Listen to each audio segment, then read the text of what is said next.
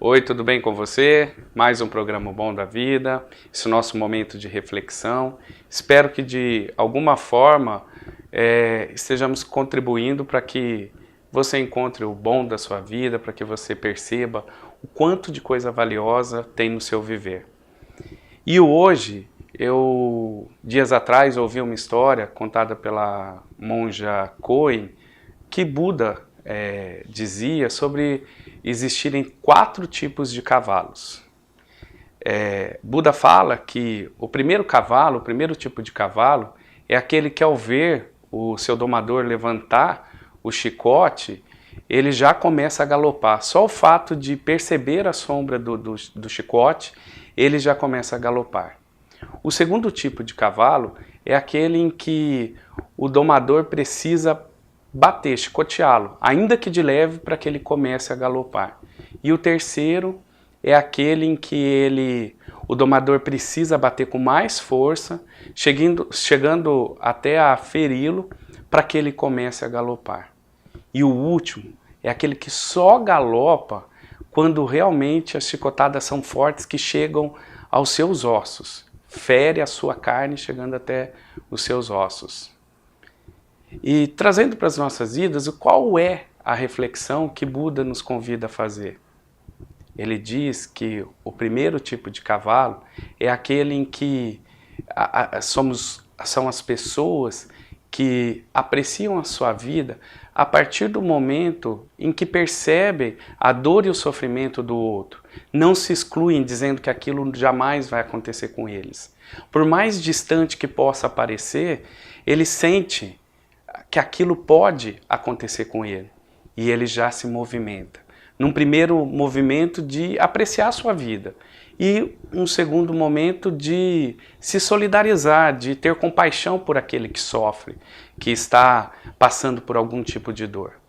O segundo tipo de cavalo, aquele que precisa levar uma chicotada, ainda que de leve, são as pessoas que, quando percebem a dor e sofrimento de alguém conhecido, mas não tão íntimo, apreciam a sua vida e fazem algum tipo de movimento para ajudar ou se solidarizam com a dor daquele outro conhecido.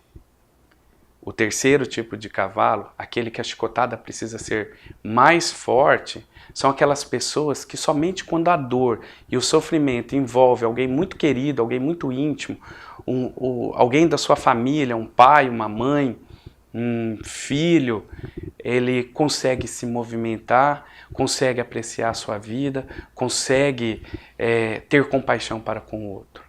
Agora, o quarto tipo de cavalo é aquele que somente quando a dor o atinge e ele percebe que a sua vida está por um triz, ele se movimenta e ele aprecia aquele fio de vida que ainda lhe resta. Pode ser por motivo de doença, pode ser por um motivo de perda de alguém muito querido, pode ser por perda do trabalho, seja lá qual a dificuldade enfrentada ou o término de um relacionamento, ele sente na pele aquela dor profunda e aí se movimenta e olha para trás e vê o quanto de coisa boa ele vivenciou e que não pode mais vivenciar. E nós? Qual o tipo de cavalo que nós somos? Ou qual o tipo de cavalo que nós queremos ser? Nós, às vezes, pensamos que as dificuldades passadas por pessoas lá do outro lado do mundo não nos atingem nem podem nos atingir. Não vivemos em um país que passa por guerra, mas as pessoas que estão lá sofrendo, passando por uma guerra, de alguma forma, esse sofrimento atravessado por elas nos atinge. E ao nos atingir, qual é a atitude que nós temos? Temos uma atitude de gratidão por vivermos em um país mais pacífico? Ou simplesmente ignoramos? Ou simplesmente passamos ileso a essa dor alheia que parece tão distante? Se percebemos essa dor daquele que sofre lá do outro lado do mundo, daquele que passa fome lá do outro lado do mundo, daquela pessoa muito distante, aqui mesmo, no nosso país, mas lá no Nordeste, lá no Sul, e não nos solidarizamos, e não entendemos que aquilo que a pessoa atravessa, de alguma forma pode acontecer conosco, se não igual, se não em maior ou menor proporção, mas em maneira diferente, qual é o cavalo que nós somos?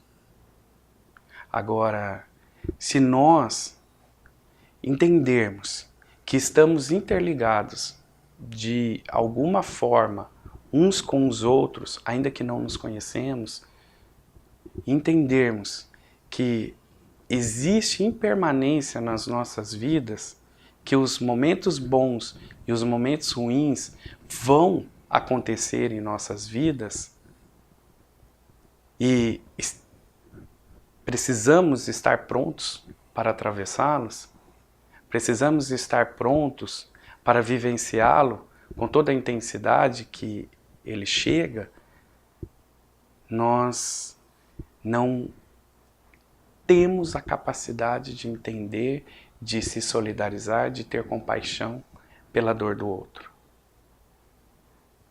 Sabemos que nós somos seres sociais, que vivemos em sociedade, que dependemos uns dos outros. Nós não nos bastamos em nós mesmos.